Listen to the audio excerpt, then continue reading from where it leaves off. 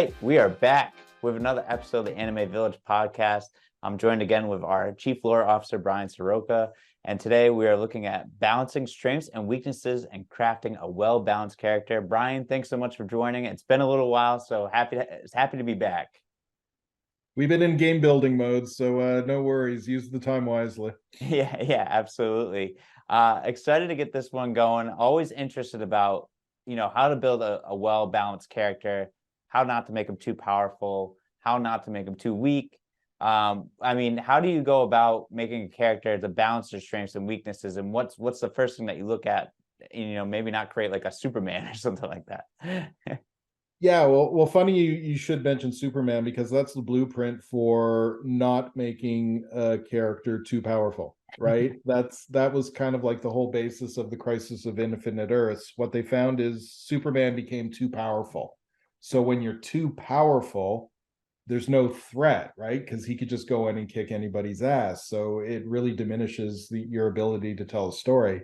And that's kind of like when you look over to a similar character in the manga world, you have One Punch Man. But, being eminently more creative than the Western books, you have a character that is literally, he just hits you once and then you're done. How do you make that interesting? Right. And they have somehow, some way. Yeah. One Punch Man is one of my favorite anime and manga, right? Like I started with the manga and then I moved on to the anime, like many people. But insofar as, us creating our characters and how do we gauge, what their power level is, what their strength is, you kind of have a hierarchy. There's always a hierarchy of characters and they have different levels of strength, right? You've got like tier 1, 2, 3, and then maybe 4 and 5 you can drop down below. But usually there's about 3 or 4 tiers of characters, right? And up above, you've got the most powerful. And in our domain, that's really Shin'ichi, who is our chief protagonist in Adamanto, but only when he's wearing the Nexus, right? If he's not wearing the Nexus of Adamanto, he's probably like a 2 or even maybe a 3 because he's a mere mortal, right? And then you have characters like Lord Kami, who's up there as well, tier 1. And that's through either physical strength, fighting ability, magics, that sort of thing, right? So there's always that sort of you have to find out what they're good at and what their powers are and how they translate to their ability to kind of achieve what they want to achieve. And that also shapes how you create these characters and what their abilities and powers are and what those levels are, right? Because there's a task at hand, right? So using Shin'ichi as an example again, he is put in charge by Lord Kami, who heads up the Yomoto clan, to become the preeminent force in all the realms, right? So they've got 3 main factions to deal with, and actually there's a 4th, but it's hidden, right? They don't know about them yet. Yeah. So using the 3 as an example, we have the Byzantine Empire, we have the Tang Dynasty, and we have the Caliphate of the Middle East. So when I'm thinking of the storylines, right, it's like you've got these 3 factions and they're going to have armies or they're going to have titans. They're going to have these other things that we're going to have to fight against. So what kind of character am I going to create that can kind of surmount these challenges? And then through trial and error and research and, imagining and thinking and revisions and all this stuff, you come to a conclusion. So that our conclusion was Shin'ichi, who is this master level bushi or samurai, who's a salty dog. He's been at it for, like 30 years. He's in his 50s now. He's a master horseman, bladesmith, hand-to-hand combatant, does all of these things. But again, he's just like, he's immortal. So if you put him up against a supernatural force, he'll probably get his ass handed to them. Yeah. So, but when we created the ultimate weapon, the likes, as we always like to posit it, the likes of which man or God has never suffered, which is the Nexus of Adamanto, he puts these things on, and then like from here, he goes up to level 1, right? He's virtually indestructible. Then he applies his abilities, right? His fighting skills and his acumen with forging and all that stuff to the Nexus. And then all of a sudden you've got this character that is not to be trifled with.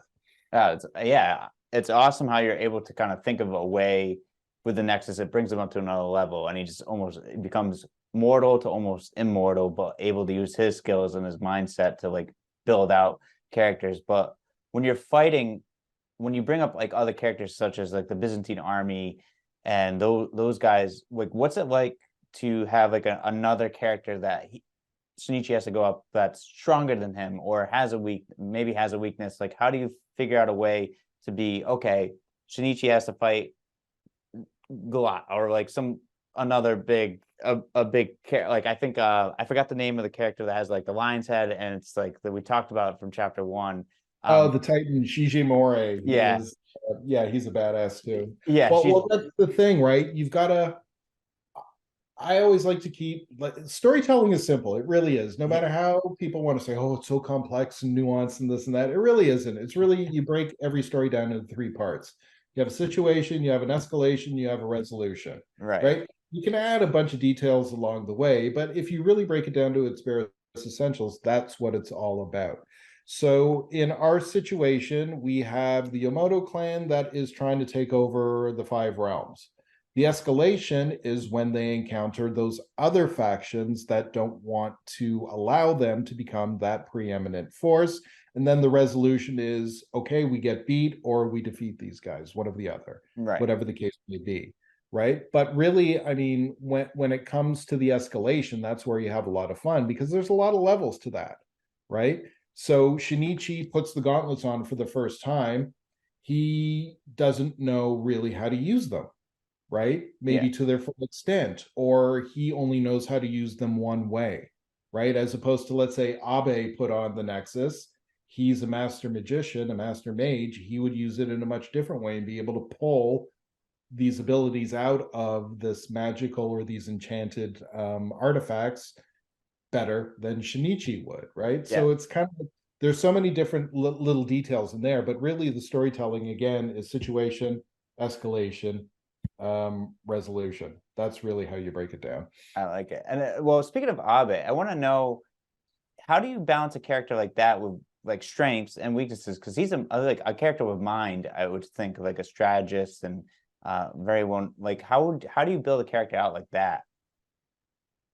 Well, that's where motivations really come into play, right? Because you got to figure, and I always go back to Marvel because that's what I started reading when I was a kid, like when I was 6 years old. And it's like my favorite character was the Hulk. And you could say like he's the most powerful character in the Marvel universe, but he's not because it's only strength, right? If he were to face a character like Doctor Strange would just snap his fingers and send him to some alternate realm, or he'd just, reduce him to atoms, or, he could do all manner of things. So it's really like you have these characters, like magic is probably the most powerful of all the abilities, right?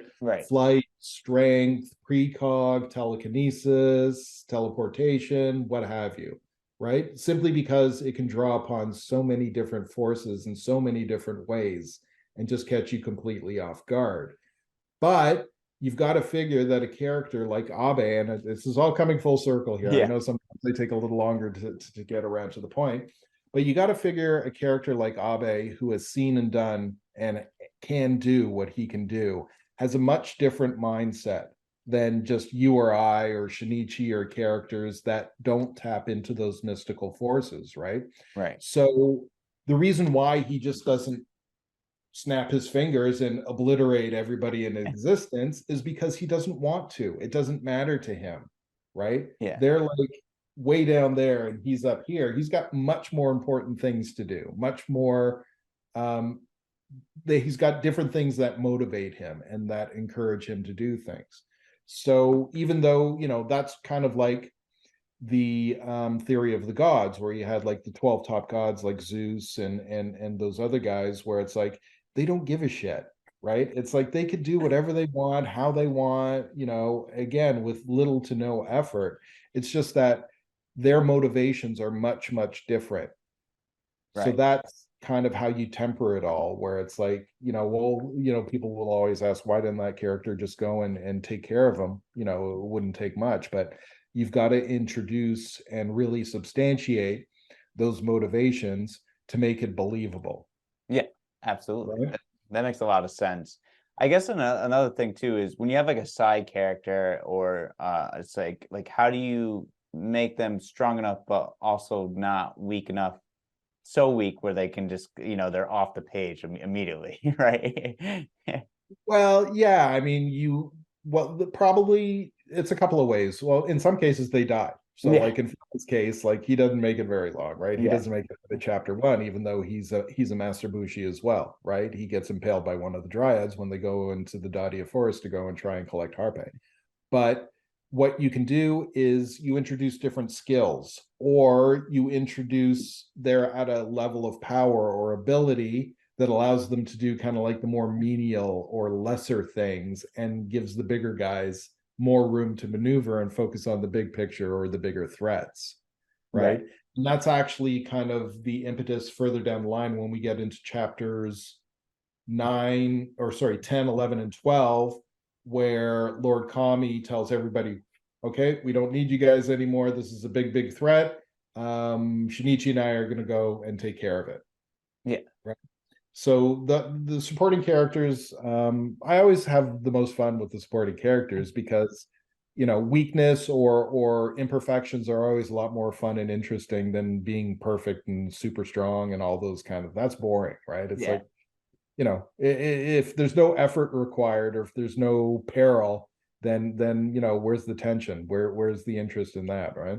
Right, exactly. It doesn't make it as fun to read or catch the interest. Like I think, like we said, the way I mean, Superman was, he's not a fun character to like really to watch because he's so dominant. But you watch like One Punch Man, who's a dominant, but they made it so fun to see who's going to be his biggest opponent. Is like who's he going to fight? But he also knows that he's too strong and is upset about it. But it's interesting how characters get built out with their strengths and weaknesses.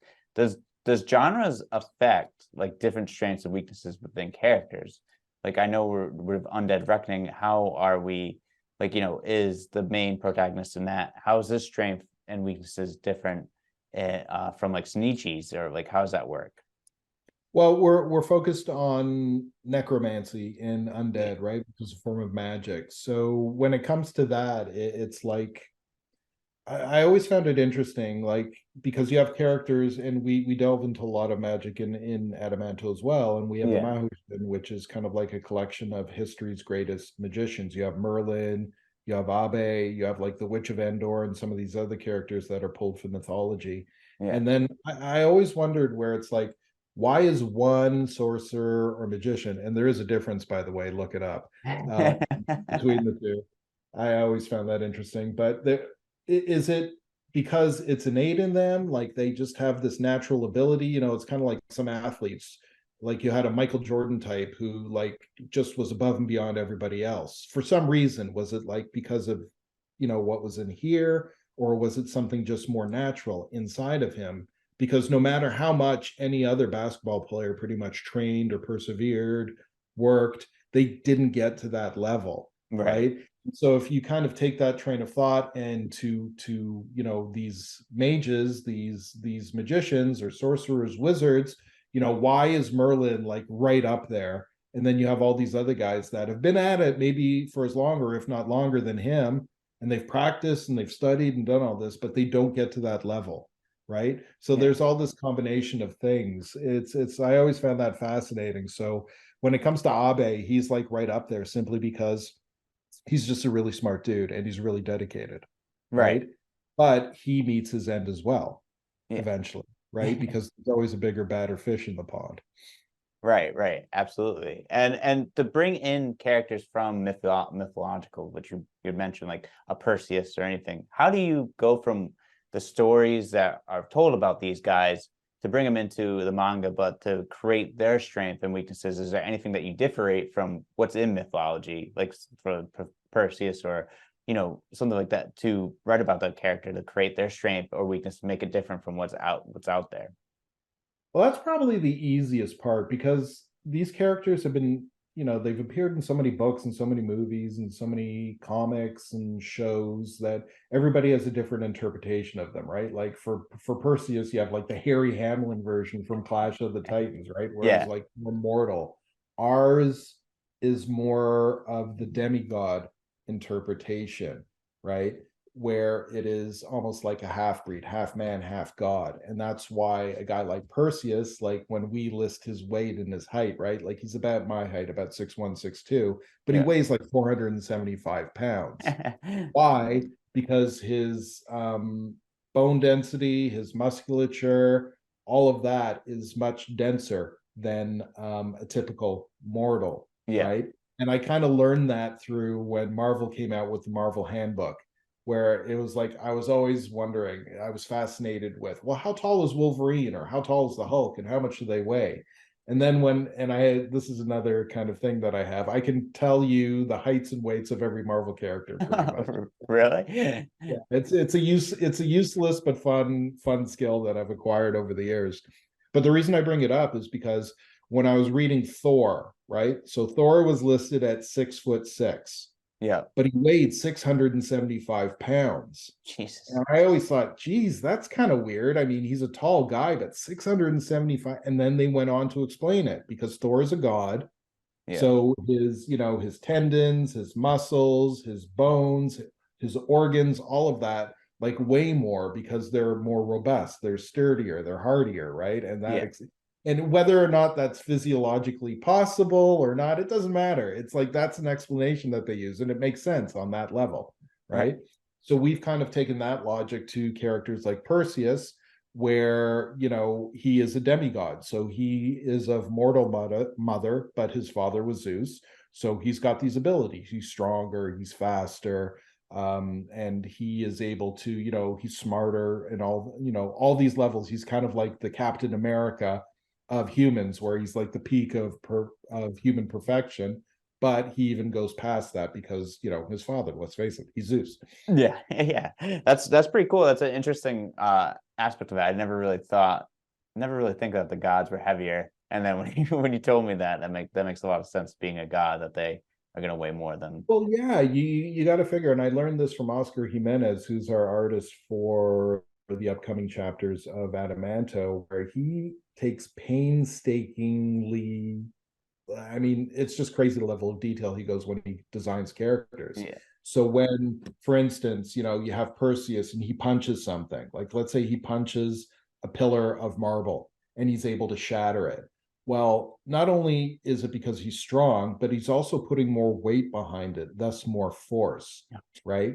Yeah. So you got to equate all these like little, physics enters into it, even, you're dealing with this fantastical source. So, and when Shinichi starts hitting things, like he starts throwing down with Shige Morai, who's a 350-foot, 200-ton Titan, he's going to hit him, right? He gives him a roundhouse and he knocks his teeth out. Well, Yeah. he's like this little thing, right? You got 350 feet and Shinichi's like 5'7". So you got to equate it somehow. So that's why Shinichi is like $160, normally, but when he dons the Nexus, he's like 350 pounds because he's Right. carrying more weight and he has more force and so on and so forth. I mean, you got to suspend some disbelief, but I always like there to be a logic system behind that sort of thing, just because I geek out to it, so it's a lot of fun. I like it though. I like that there's a logic and everything behind it. I think some stuff, some that's out there is a little bit too unbelievable. But I think that I like that you put some like precedence behind it and some physics as well, and how everything works out. I wanted to ask too, when you're creating a protagonist and antagonist, how do you balance them out? Like, how do you balance them out for when they actually face each other? The balance really is just a matter of perception, right? Because I Yeah. think we had a conversation similar to this before, where it's like I hate those old school villains that twist their mustache and go mwah ha ha ha. So Yeah. I mean, it was like that's why I always found, back in the day when Stanley introduced the Brotherhood of Evil Mutants, like that's what they called themselves, Yeah. right? So whoever believes themselves to be a villain, right? Whoever believes themselves to be evil. It's just that the more modern take or the more sophisticated take on the bad guy versus the good guy is the bad guy never thinks he's a bad guy. Right. His motivations are pure, right? He might go about things the wrong way to achieve something, but the end result that he or she is trying to achieve is always deemed as noble by Right. that character. And it's the same thing with, like, you can take Lord Kami, who's head of the Yamoto clan, who are the good guys, but Lord Kami's a son of a bitch. Like, he is not a nice guy, and he is probably worse than Emperor Gaozu from the Tang Dynasty, or King Heraclius from the Byzantines, or Abu Bakr from the Caliphate, right? Because he's almost like posing as this noble, good character, but what he goes, like the lengths he'll go to achieve his goals, like nothing will stand in his way. It doesn't matter. He'll kill you, he'll kill me, he'll go through anyone, just so long as he achieves his goal. So really, I mean, good versus evil, I never really look at it like that, simply because, again, it's like you ask one person what's good and what's bad, they'll give you a different answer. So Yeah. it's kind of like, although, I mean, and then you've got to temper that with, well, there's probably a universal concept of what good and evil is, right? So Right. if you ask the typical person, say, well, yeah, you shouldn't kill someone because that's bad. Right. Right? Or if you see somebody in need, then you go and help Help them. them. That's Yeah. good. Yeah. Right. But then you have different people that might not see things that way. But really, when it comes to manga and the characters, it's really their motivations are always pure to them, are always good to them, are always noble to them, Right. right? So if you use like the Caliphate, where it's like their MO is they'll do whatever is necessary to ensure their way of life, right? They maintain and sustain their way of life. Anybody comes in, doesn't matter, your life is forfeit, Yeah. right? Even though some people might say, well, even though they're threatening you, you got to be a little more genteel, and you got to, maybe not take their life right away. But no, this is the way they do it, right? And to them, it's justified. So justification is a big deal. But in the character's mind, it has to be able to be justified, right? It's not just simply going out there and doing things that are evil, because then you're just a psychopath, and then there's no rhyme or reason behind it. Then you become like a Joker kind of character, which is you I find it very difficult to come up with interesting things for a character like the Joker to do, simply because he's just unhinged, Right. right? And that just, it's lazy writing, because you can pretty much go in any direction and just do whatever. Well, it's the Joker. He's crazy. Like, what do you expect? Like, he can just do whatever he wants, right? You're right. Yeah, it's expected. That's what he does. It's a wild card. Like you won't expect it.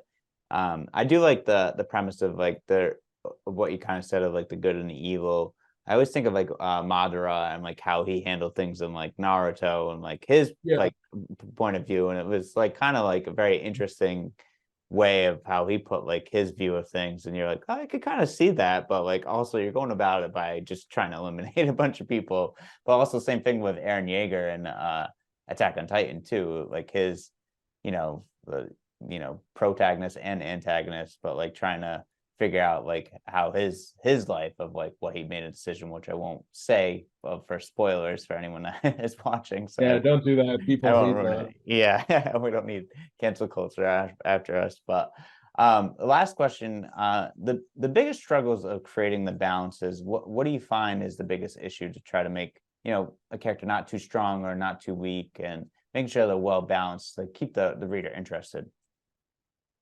I just think it's trying to introduce threats that are new and challenging to a very powerful character. Right. So, like I said before, those three parts of any story where we have a situation, escalation, resolution, the situation remains the same throughout the 12 chapters of Adamanto, where we have Shinichi, dons the Nexus, who becomes this badass of all badasses.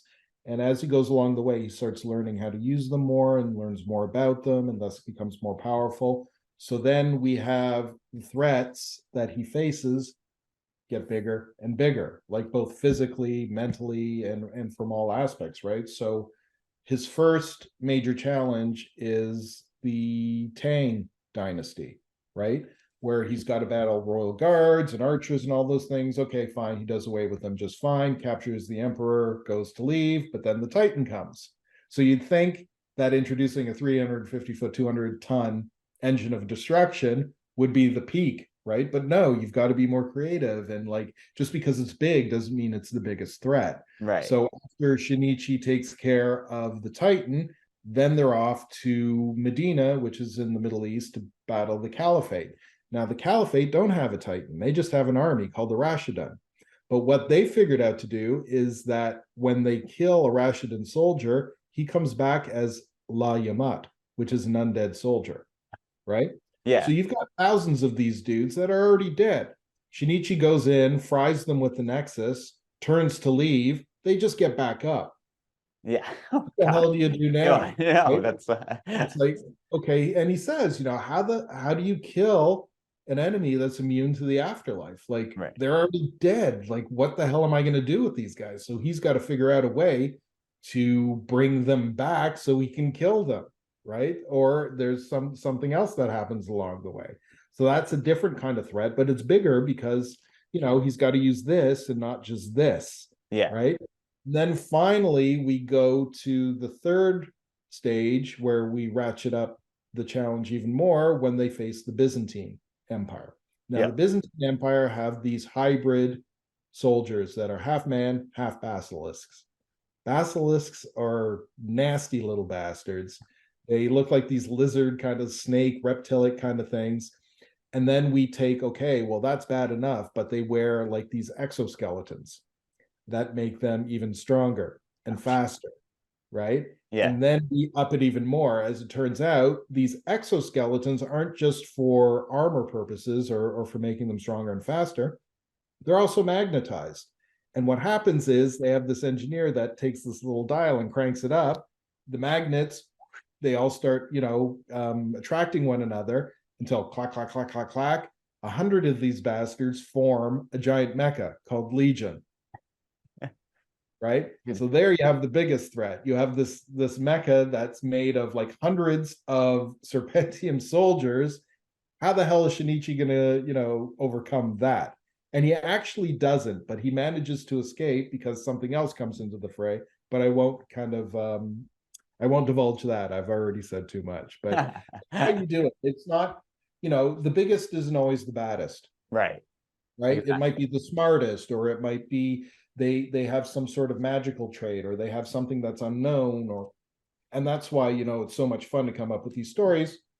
But it can also be challenging on how do you come up with threats, right? So for volume 2, we're making things even crazier, right? Like the groups that they're going to be facing. I haven't even mentioned the Kagutsu, who is like the secret, this Kulishi, who is the leader of the Kagutsu, who has actually resurrected history's greatest warriors to lead her army, because she's kind of like waiting in the wings as Yamato takes on the Byzantines and the Tangs and the Caliphate, and she waits for the dust to settle, and her plan is to come in.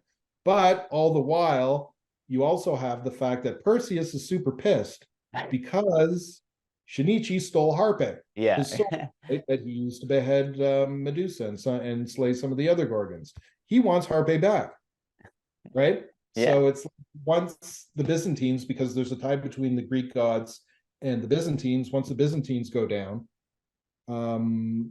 Perseus forms his own dirty dozen of war gods, Oh, right? Lesser known guys like Sons of Ares and some of these other, and those guys are total badasses. I mean, like I've got 7 of them. I've got Nike, I've got Enya, I've got a couple other ones. Anyway, I won't get too much into that, but that's how volume 1 ends. So volume 2, it's going to be the Yamato clan against the Kagutsu and these gods, these warrior gods, right? Man. So yeah, it's actually I've kind of been mapping it out. As aside, we're actually focused on the building of the game right now, the RPG Adamanto Bodo.